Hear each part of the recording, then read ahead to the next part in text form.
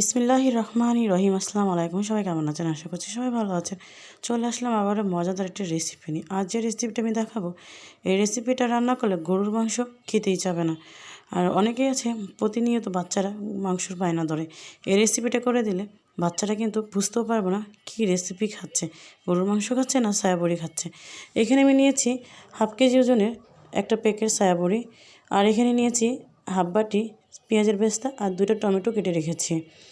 সয়াবড়িগুলো যে কোনো মুদির দোকানে কিনতে পাওয়া যাবে। 20 টাকা প্যাকেট থেকে শুরু করে 100 টাকা পর্যন্ত প্যাকেট আছে।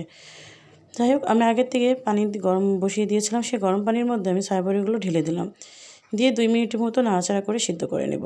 আর এই সয়াবড়ি কিন্তু অনেক উপকার আছে, যেমন ওজন কমাতে সাহায্য করে, আবার হার্টের রোগ আছে যারা, তাদের কিন্তু সাহায্য করে। এরপরে যাদের ডায়াবেটিস আছে, ডায়াবেটিস কিন্তু নিয়ন্ত্রণে আনার জন্য এটা খুবই উপকারিত। আর অন্য তো উপকার আছে, সেটা বলা দরকার নেই। যাই হোক, আমি 2 মিনিটের মতো এভাবে সিদ্ধ করে তুলে নেব। 2 মিনিট পর আমি ছাঁকনাতে ছেঁকে এটাকে এক সাইডে রেখে দেব। বেশি সিদ্ধ করলে কিন্তু একদম ফেটে যাবে। ঠিক 2 মিনিটই সিদ্ধ করে নেবেন। তারপর এইভাবে তুলে একটা সাইডে রেখে দেব পানি ঝরানোর জন্য। আর এখানে দিয়ে দিচ্ছি সেই টমেটোগুলো আর পেঁয়াজের বেস্তাগুলো দিয়ে ভালো করে আমি এখন ব্লেন্ডার করে নেব। বিশ্বাস করেন, এই খাবারটা কিন্তু খুবই টেস্ট। ছোট থেকে বড় পর্যন্ত মাংস মনে করে খেয়ে নেবে। এখন আমি এটাকে ভালো ঠান্ডা হওয়ার পরে হালকা করে চাপ দিয়ে পানিগুলো ফেলে নিচ্ছি। বেশি জোরে চাপ দিতে যাবে না, ফেটে যাবে। হালকা যে পানিটা থাকে ভিতরে, সেটা বের হয়ে আসবে। তাহলে আর সয়াবড়ির যে গন্ধটা আছে, এই গন্ধটা থাকবে না, দূর হয়ে যাবে। এরকম করে চেপে চেপে পানি ফেলে দিয়ে সবগুলো আমি এভাবে করে নেব। এখানে বড় ছোট সব মিলানো আছে প্যাকেটের মধ্যে। যাই হোক, আমি তো আগে থেকে ব্লেন্ড করে পেস্ট তৈরি করে নিয়েছি টমেটো আর পেঁয়াজের বেস্তাটাকে। এখানে অনেকটা পরিমাণ তেল দিয়েছি। সেখানে দারচিনি, এলাচ, লবঙ্গ, গোলমরিচ, তেজপাতা দিয়ে দিলাম। আর 1 বাটি পেঁয়াজ কুচি দিয়ে দিলাম। দিয়ে ভালো করে নাড়াচাড়া করে আর পাশের চুলায় দিয়ে দিয়েছি সেই সয়াবড়িগুলো, আর 2 চামচ 4 চামচের 2 চামচ তেল দিয়ে সয়াবড়িটা ভালো করে 1-2 মিনিটের মতো ভেজে নেব। ওই চিপড়ে কিন্তু দিতে যাবে না, তাহলে কিন্তু গন্ধ করবে, খেতে পারবেন না।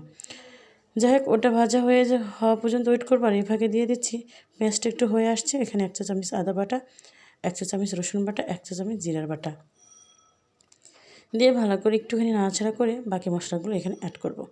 এখন দিয়ে দিচ্ছি পরিমাণ মতো লবণ, আর দিয়ে দেব 2 চামচ মরিচের গুঁড়া, 1 চা চামচ হলুদের গুঁড়া, 1 চা চামচ জিরার গুঁড়া, আর 1 চামচ ধনিয়া গুঁড়া, 1 চা চামচ গরম মশলার গুঁড়া দিয়ে ভালো করে নাড়াচাড়া করে নেব।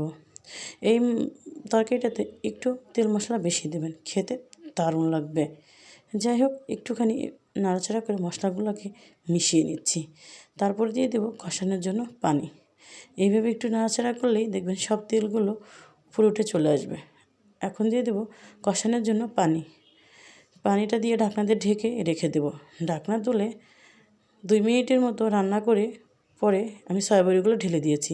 আসলে ভিডিওটা আমার স্কিপ হয়ে গিয়েছিলো, নিতে পারিনি, তাই দেখাতে পারিনি।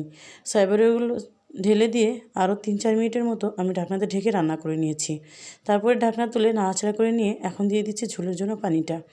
দেখতেই পাচ্ছেন সয়াবড়িগুলো কী সুন্দর মাংসের মতো ফুলে আছে।